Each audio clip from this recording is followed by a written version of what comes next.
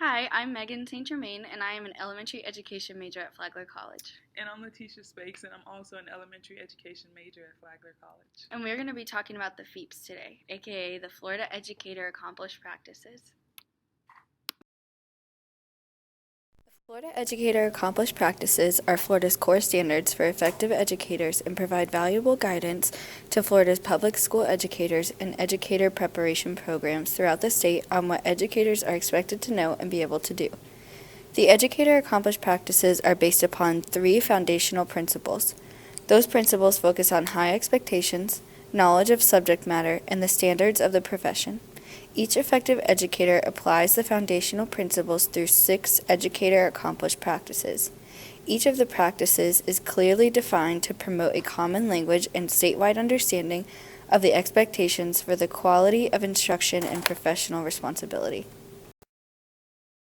The FEAP in particular that we will be talking about is A3, which is Instructional Delivery and Facilitation, which states that the effective educator consistently utilizes a deep and comprehensive knowledge of the subject in order to enhance learning and engage students in learning.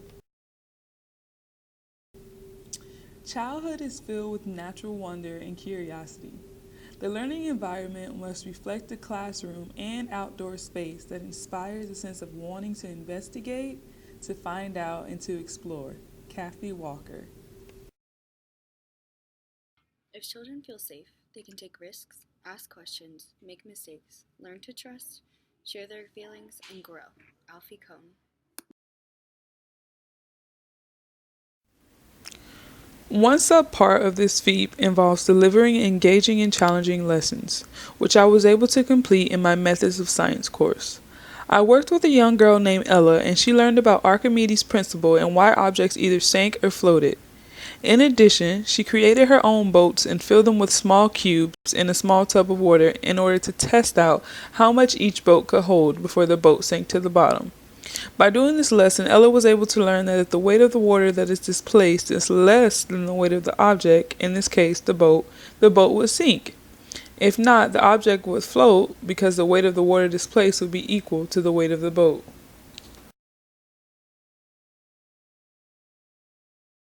Employ higher order questioning techniques.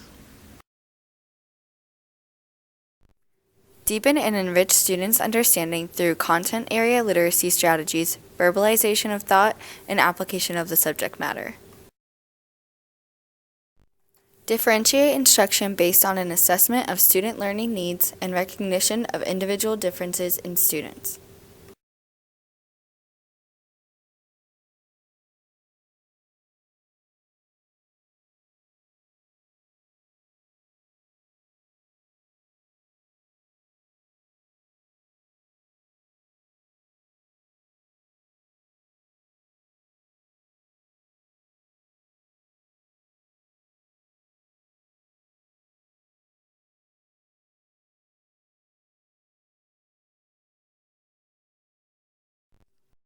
While taking diagnostic reading, I was paired with a student that I worked with for the entire semester on remediating the student's writing and reading and trying to figure out the best method of instruction to improve on the student's skills.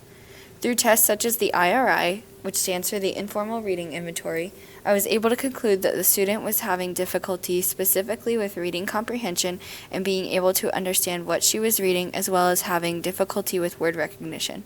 This then allowed me to differentiate my instruction with her and create a lesson plan that catered to her learning needs.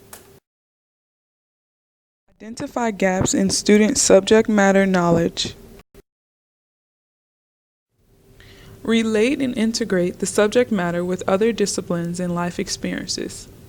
While I was in my Methods of Arts course, I was able to incorporate this particular feat because I combined a music standard with a social studies standard in order to demonstrate how learning different styles of music could relate to the different countries that you also learn about while in social studies. Modify instruction to respond to preconceptions and misconceptions.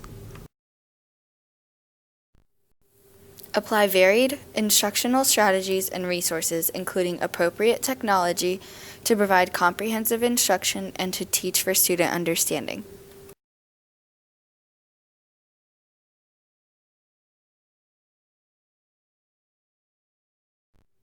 In my elementary methods of science class, we worked with students from Murray Middle School on teaching genetics, which included topics such as recessive and dominant genes. While teaching the lesson, we had the students create a human Punnett square outside, applying what they had learned about what dominant and recessive genes look like in a Punnett square. This made instruction comprehensible for the students as they were able to physically be a dominant and recessive gene. This allowed the student to use a more hands-on approach when creating their pumpkins in the second part of our lesson. The student and I worked together to create a pumpkin cookie that inherited both dominant and recessive genes. While the student and I worked together to create the pumpkin, I was able to assess her understanding of the subject matter by which genes she displayed on the pumpkin. Support, encourage, and provide immediate and specific feedback to students to promote student achievement. Utilize student feedback to monitor instructional needs and to adjust instruction.